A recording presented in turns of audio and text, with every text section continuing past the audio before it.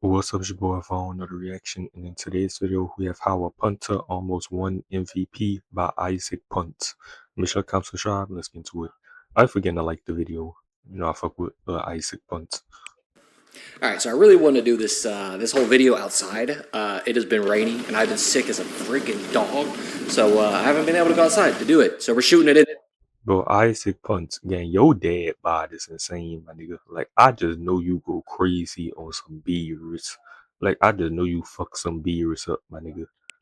Inside, because you guys need content. But we're talking about the most prestigious award that you can get in the postseason, which is the Super Bowl MVP. And they are not only touted as like being high. Man, Jalen Hurts, you ain't top 5, but at least you got a Super Bowl, and you do got a Super Bowl MVP. So shout out to you, and you black. So go boy. Highly prestigious, but they're also pretty hard to come by. You have to be in a Super Bowl, and then you have to have one of the best performances probably of your life in that specific. Nigga, I thought that kicker was about to win Super Bowl MVP in that against the Seahawks and the Patriots Game to be able to really earn that award, which is why they're not so common. But surprisingly, on the biggest stage is where we get to see some of the most unusual suspects really take center stage and come to life.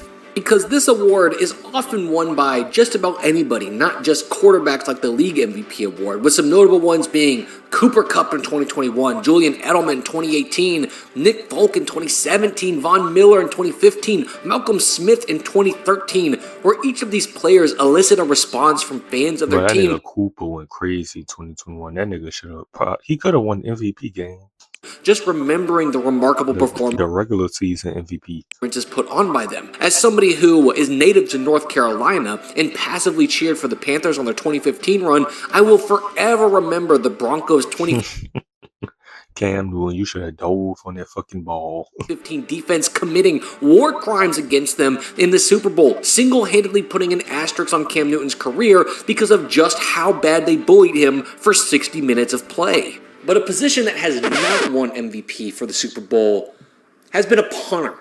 Now, it also hasn't been a kicker or a long snapper, but this isn't Isaac Kicks or Isaac Long Snap, so getting back on track though. This year, what if I told you we almost got to see one of the most impressive feats in punter history? A feat where a punter was able to single-handedly put his team on his back with a workload and an effort like we had never seen before out of a Super Bowl.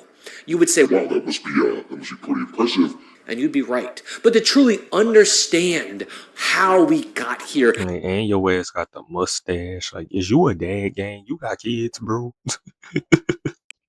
How we got to the spot where I'm even talking about a punter potentially winning Super Bowl MVP. We, of course, have to go back. Because to show how dominant that perfect performance of Michael Dixon was, we do have to start a little bit before the postseason. I want to take you to the Seahawks' last loss to the Rams in Week 11. Here is where I think the Seahawks would make a valuable discovery, which is that Sam Darnold probably wasn't going to be that's crazy. That nigga Cooper Kupp went to their division rival. That's crazy. Game changer they wanted him to be. Now, he's not bad, but they threw the ball 44 times trying to let Sam just solo carry them to a win, and it didn't go well. He threw 4 picks and pretty much... And it's like nobody really cared. Like, I don't be seeing Rams fans going off on Cooper Kupp, calling that nigga Kevin Durant, calling him a sneak. But them Giants fans be on Saquon dick. Was the sole reason they lost the 21-19 game, a game where they probably would have pretty easily won without 4 interceptions. And this, of course, would end with the Rams punter Ethan Evans being the star of the game, hitting what the Rams themselves would admit to be their 10th best play of the entire season with a perfect punt out of bounds at the 1-yard line to seal the deal. Not super relevant, but super awesome. But this notably cranked down the number of passes they let Sam Darnold throw, moving him to more of a game manager role. So who would pick up the slack? Well, I mean, mostly Jackson Smith and Jigba. See, it's not that hard to say, Drewski. But the defense and the special teams were also going to be playing a huge role through the back half, doing things like holding the Vikings and Falcons to a combined 9 total points. Y'all not going back to back. Seahawks not going back to back, by the way. It ain't happening. Which is a little disingenuous. That's hard, my nigga. That's kind of like me saying that the Patriots and Panthers combined for 6 total Super Bowl wins. Let me get back on track though. Because they held the Colts, Panthers, and Niners to 16, 10, and 3 points respectively, while Dixon would do things But that defense is crazy though. like pin the Vikings at the 1 on his final punt of the game after dogging them all game. Pin the Falcons at the 4 at the final punt of this game. Just be a part of their huge win over the Colts as he held for all 6 of the field goals, as well as holding them to a grand total of 2 return yards off of his punts while netting 48 yards a punt. Okay, this is a lot of gabbing, but I'm trying to make a Man, that punter, dog. point. They were relying on this phase of the game a lot. I mean, none more so than against the Rams in the second time, where in his final 2 punts, he Bro, punter important, bro. It is. just kept the Rams in purgatory, allowing for them to not choke away a tie or they would go on to win in overtime. All right, so with this central strategy now being clearly defined as a way for them to be able to put together some wins, let me take you to the postseason because they are about to crank it up a notch. In the divisional round against the 49ers, I'm going to be honest, this game was built to ass for 60 minutes. I mean, look at this. Sam Darnold threw for 124 yards while the team rushed for 33 yards. That means they traversed an entire football field only 1.5 times. Naturally, you would think that this means I'm implying that the Seahawks were the ones getting the belt to ass, but no. The final score was 41-6, pretty much entirely off the back of perfectly executed defensive and My boy Shaheed got a ring, man. I wish the Saints never got rid of you. special teams game plans. I mean, of course, they opened the game with a kickoff return touchdown. They forced 3 turnover on downs, as well as 2 fumbles and an interception. But what made it so hard for the Niners to The defenses have caught up to the offenses, my nigga. Like Sam Darnold ain't even do shit this game. Like I said, then again, like 160 some yards passing. bro, defense wins championships, bro. Like claw back into this game is that on the 3 times they that's what if y'all ain't see, bro, the Rams just got Trent McDuffie, my nigga. Bro, the Rams could be in the Super Bowl next year. Y'all got a pass rush and y'all got a cornerback now. Like the fuck, and y'all still got a top 10 pick. Don't they got the 14th pick or something? actually stopped the Seahawks, it went like this. So y'all niggas could go get Mansour Delane or get Makai Lemon. Like what the fuck? Second quarter, only down by 14, so very much in this game, the Seahawks just got stopped on their own 45. Now, you're facing down Dixon, so you know that there's a chance that you could get pinned, but my God, he puts them all the way back at the 5-yard line. Now, this is about 4 yards away from the absolute worst case scenario, but My early Super Bowl winners as of right now. If the Bears get Max Crosby game, they saying that's his landing spot where he might go. I'm going with Bears and the Rams. I ain't gonna lie. luckily, they were able to put together a 57-yard drive, which is just enough to get into the very outer skirts of Eddie Piñeiro's field goal range, where luckily he was able to make one. And for what it's worth, his final 2 punts of the game did come in garbage time, but talk about locking it away as he puts them at the 19 and 21, just completely shattering any chance they had at making the gap smaller.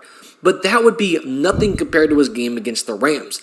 Still, with how they won that game off of a punt in Week 11 lingering in the back of his mind, and what he would do would completely dominate them. You see, the Rams have Ethan Evans on a bit of a leash. They only have him hit these drop punts, the little end-over-end punts, to ensure that he doesn't outkick his coverage because, well, they're so bad at covering punts that pretty much any returner with a pulse and more than 3 yards to spare is a threat to return one for a touchdown. But what that also means is that teams would have an opportunity to create a huge gap in performance if their punter performs, and Dixon had his motherfucking tap shoes on. The Rams would stop the Seahawks 5 separate times, and it would go like this. First ball he hit so far and high that it literally slips through the hands of the returner for the Bro, this nigga just caught that, bro. But the Rams could have beat the Seahawks, though. Yeah, they could have, bro, if this nigga caught this. benefit of the returner as it nets him 3 yards. This would still stick them on the 13-yard line, but the Rams luckily were able to drive 87 yards to the end zone. Now, 80-plus yard drives are incredibly rare, so when Dixon comes out the next time, he hits another mortar shot, and the returner is forced to fair catch it as the coverage team is just nipping at his heels as once again they're starting inside the 20. And like I said, they just can't turn this into a score, forcing a punt where now they get it back at the 26-yard line, which is a net positive for them. While both these punts were good, it wasn't until the third where What the fuck?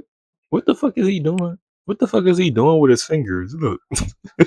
completely changed the game. Oh, that boy ready. Standing at his home 12-yard line, he hits a punt and absolutely massacres it. Not only is it 55 yards on the fly, but it is so high the returner literally trips over himself trying to catch it, letting the ball bounce off of him and giving it back to the Seahawks, setting up a 17-yard score. Now, while a lot of people are going to write this off as a dumb Rams special teams gaffe, which for what it's worth, holy shit, did they have a lot of those this year. I mean, this ball had 5.4 seconds of hang time. I'm sorry, I could have conceived a child and had 2.4 seconds left to spare. Not to mention, punts this high tend to have a problem of being hard to track because they just sort of float down. And if it was a 55-yard, like 4.8 second hang time punt, it would have been much easier to track. So how well he hits his ball directly affects the returner's ability to catch this. And this completely put the Seahawks in the driver's seat. They start exchanging scores until the third quarter, where the Seahawks engage their best strategy. Let Michael Dickson cook. Ball at the 44-yard line, they trot him out, and he throws a saw blade, forcing a fair catch to a notably new returner at the 10-yard line. This means that after having an 84-yard drive, the Rams are not in the end zone, but throwing an incompletion, where the Seahawks now get the ball back and get across the 50 and say, all right, Dicko, take us home, as he pins them at the 7. 5 punts, 5 inside the 20, 2 muffed off of massive hang times, 1 recovered for an easy score, and 2 leaving 90% of the field in front of the Rams in the most pivotal moment of the game. It was incredible, but it also was not the end. Let me take you to the big game, the chip, the superb owl, where they would be taking on the Patriots. And here the storyline would be, well, Drake made choking. That is honestly what people were talking about from this game. I mean, he did throw for 295 yards. Is that right? Yep. But Sam Darnold was getting pressure just like Drake me. Sam Darnold was just more composed. This nigga just started panicking. Like, when that nigga got pressure, he just started panicking. That nigga was scared as fuck. Right? How did they not score more points? Oh, that's right. Just seen big black niggas in blue uniforms running at him. Right, because Michael fucking Dickson. Look at how the first half of the game got played out. The Seahawks start with a good drive but settle for a field goal. Then the Patriots get past midfield and punt, pinning them at the 10, where the Seahawks only get 4 more yards before sending Michael back out, where he hits an absolute mortar, pinning the returner to the sideline and forcing the fair catch to start the Patriots off 20 yards further back from where they had just punted from. But that nigga is good at that game, making a punter, like, he kicking that bitch to the sideline. Like, what the fuck? Then they force them to punt, and now the Seahawks get a small return to start 3 yards closer from where they had just punted from themselves, and force the Patriots back to the 32. This back and forth was just slowly driving the Patriots back when the first mistake happens. A poor punt from Behringer starts the Seahawks at their 24 as the field was officially starting to flip in the Hawks' favor, and they used that tiny bit of momentum and turn it into field goal number 2. That's right, all this back and forth just to not even go up by more than a score. But this was their MO, and they continue this pattern. They force a Behringer punt to start them inside the 30, where a short drive means that now they get a chance to be the ones pinning instead of being pinned. And Dickson does it perfectly. 2-yard line, corner pocket. Bruh. This means that after a 10-yard drive, guess what? And I watched the Seahawks playoffs games too. I wasn't paying attention to this punter nigga. I was not paying attention to this shit. Because I didn't really realize how crazy this shit was. Punting from a few yards deep in his end zone. And remember how I said it was so important for Dickson to hit that fair catch earlier to keep them on the opposite side of the 40? Well, Behringer goes for a bomb, blasting at 55 yards, but the reduced hang time in the open field allows for a 10-yard return, netting 45 and starting the Seahawks at the 43. Just knocking on the midfield door, where a short drive later is enough to get to the end of the half, finally taking a 2-score lead. Now, you might think that the first half alone was enough to get him a shot at Super Bowl MVP, and you're not totally wrong. I mean, he pinned them at the 2-yard line in one of the most pivotal moments of the game, allowing them to flip the field and then get back into field goal range after a short drive. Twice from backed up, he was able to launch monster punts to get them on the opposite side of the field. But, of course, there was more game to be played. And my God, he was just going to go berserk. Now, Behringer also started off pretty good with his best ball of the day, 52-yard force fair catch at the 9, but the Seahawks would respond with the longest drive of the entire day. That's right, 69 yards to give Jason Myers his 4th field goal. But it's when they punt for a second time, this time starting the ball at the 18, that Dixon would get back in the kitchen. He hits a punt that's technically returned, but in part due to a block in the back that starts the Patriots inside their own 20 again. And Behringer can only bail them back out to the opposite 21-yard line, effectively gaining the Hawks a yard from the exchange before Michael pins them back to the 27, starting the Patriots where That they boy Shaheed was mad. That nigga wanted a punt return so bad. had just started their last drive from, where finally things would begin to fall apart. They fumble the ball and the Seahawks use that to score. Then the Patriots, through a series of maybe the best passes that Drake May has ever thrown, immediately score, where all of a sudden people start to realize that That's good defense. That dude just made a good catch, but Woolen, your ass. hey, maybe They gotta move on from Tyreek Woolen. this game isn't out of reach. The Seahawks also And Tyreek Woolen ain't bad. That's good defense. I ain't going. I take back what I said. I ain't saying that like Tyreek Woolen bad, but can't get 10 yards, but hopefully Michael Dixon can save us, and by golly, is that I'll take Tyreek Woolen on the Saints, my nigga. not what he's going to do, as he hits probably not his best ball, but the best ball for the situation. The returner cannot get to it, and the thing just starts rolling. Hoping for the best case scenario to be starting at the 20 off of a touchback, it's down at the 5, and they have to go 95 yards if they want to score with the limited time, where May tries to play hero ball but throws what can only be described as a shrimp po' boy in freshly toasted French bread with crisp lettuce and drenched in delectable sauce. And naturally, it's picked off and then turned into the 5th field goal of the night, and on the next drive, May would come back out and throw what can this time only be described That nigga May heard them saxophones, my nigga. as a meatball marinara with Parmesan and the perfect amount of sauce to not make the bread too soggy, as it's returned for 6 immediately, essentially ending the game. But the Patriots would still score, and even though it was only the smallest chance in hell, the Seahawks would have to trot Dixon out again. Facing down an 11-man rush, most teams would be happy just getting the ball off. But once again, he goes above and beyond, pops it over the head as it rolls delicately out of bounds at the 6-yard line. But that means for a Super Bowl performance, he would have 7 punts, 3 of them not just inside the 20, but inside the 10, and only allow a total of 4 return yards in all of that. Not to mention saving an errant snap to put down a kickable ball for Jason Myers and holding for all 5 of his kicks. But his absolute mastery of the field position was so incredibly clutch this game, and especially in a game where there were few standout single individual player performances aside from maybe Kenneth Walker's performance. And this was already essentially the perfect grounds for him to have potentially gotten the MVP of this game, on top of the fact that he pretty much gave them the key play in the game prior to get them a win over the Rams to even get them to the Super Bowl. He should have been hot on everybody's radars. In fact, over the entire postseason, he averaged 47.8 yards per punt. He only allowed 8 return yards and put 66% of his punts inside the 20. That is insane, and he 100% should have been postseason MVP. Them kicks are accurate as fuck, bro. For the Seahawks in general. But the reason that I want this to happen so bad is the whole reason I'm making this video to begin with. Because this would have been his 2nd postseason single game MVP award. You heard that right. But to really understand that, we're quickly going to backtrack for a couple seconds to the 2016 Texas Bowl. Because tell me if any of this sounds familiar. On paper, it looks like an absolute dogging of the Texas Longhorns beating the Tigers 33-16. But How old that nigga is? Mizzou would put up over 100 total more yards of offense than the Longhorns. What possibly could have happened? Oh, no, wait. Who was the Texas punter? That's right, Michael Damn. fucking Dixon. He had 11 punts and pinned them at the 3, the 9, the 12, the 10, the 7, the 3 again, the 14. Bitches, this nigga about to be the greatest punter ever.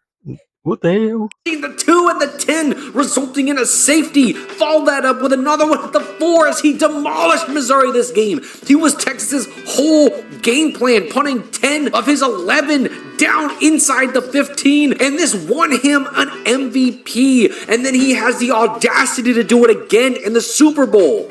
Sorry, I kind of lost myself there a little bit. But there is quite literally never been a more clutch punter than Michael Dixon. It's the whole reason that there is one punter jersey I own, and it's his. And I think that he 100% Damn, my nigga might have to get one of those and a Jason Mayer. The kicker too. The kicker made all them fucking field goals.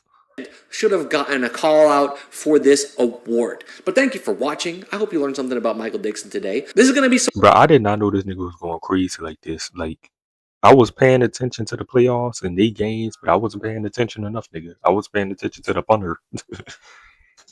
Sort of more of the video format you should expect from now on. We're eventually going to get stuff like people talk about they heard a lot of echo. We're going to clean it up. But thanks for sticking around. Yeah, mission comes to subscribe and I'm gonna do this.